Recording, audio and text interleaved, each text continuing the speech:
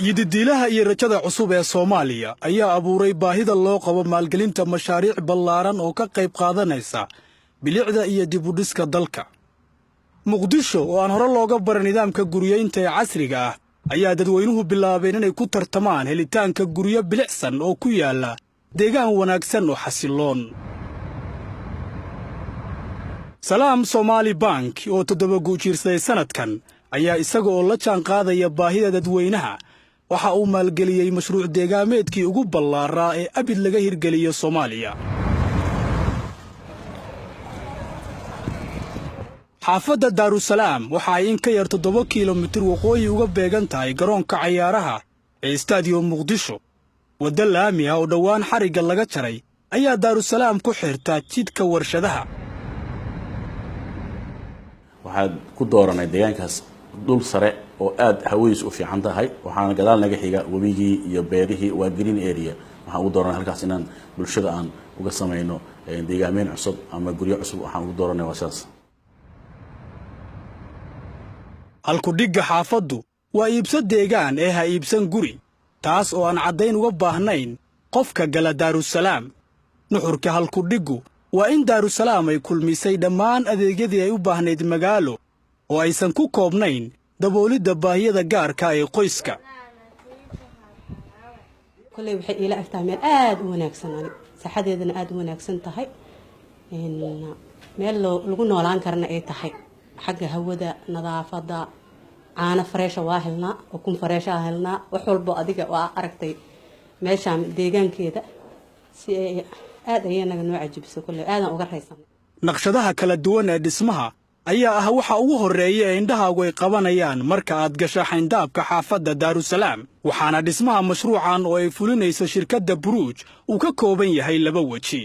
horta mashruuca qaybta u horeysay oo u talagalnay balan A waa dhameynay balan B gaan gudbeynaa balan A wuxuu ahaa in 250 guri aan dhisno oo reedo soo xirmay hal sano bareen ugu qaatay in adeega asaasiga iyo aan 250 guri aan diyaarino qorsheena hore wuxuu ahaa in qorshaha koowaad in 500 guri aan dhisno waxaan u gudubnay hadda feeskii labaad aan gudubnay dad badan ayaa wax dalbaday dad badan ayaa guriyo iibsaday deegaankiin hadda deegaan ayaa ku bilowday. shirkadda Buruuj oo caan ku ah guriyeynta dhismaha suuqyada yaryar noolaynta iyo islaaxinta dhismaha wadooyinka iyo kaabayaasha ayaa u naqshadaysay Daarusalaam 2 hab oo guriyo ah taas oo macaamiishu ay ka sii kala dooran karaan kan ku habboon baahidooda iyaga oo ka eegaya baaxadda guriga uu ku fadhiyo qolalka uu ka kooban yahay iyo adeegyada dheeraadka ah. shirkaddu waxay isticmaashaa qalabka culus oo loogu talagalay dhismayaasha nuucyadan oo kala ah sida dabaqyada filooyinka dhismaha buundooyinka iyo wixii la mid ah. naqshadda labaad ayaa ah dabaqyo ka kooban 2 biyaano kuna fadhiya dhul dhan 300 oo mitir oo isku weer ah iyo 600 oo mitir oo isku weer ah.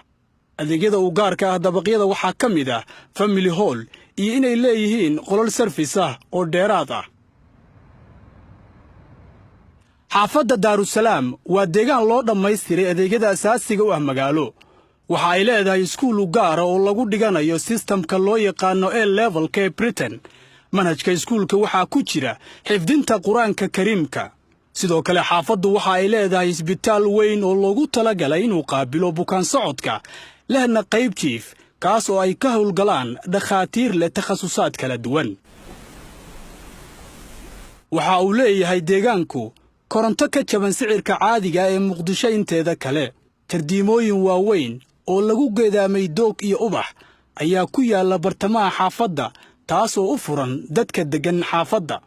sidoo kale barxado waaweyn ayay leedahay xaafaddu oo loo qorsheeyay in dadku ay isugu soo baxaan xilliyada salaadaha ciidaha halka masaajid ay ku tukan karaan ugu yaraan 1,000 ruux halkii marba laga dhisay xaafadda.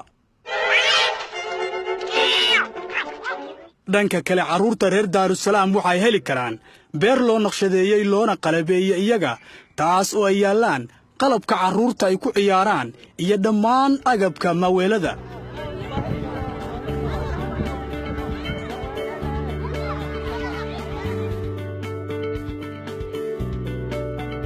Daarusalaam waa adeeg dhammaystiran.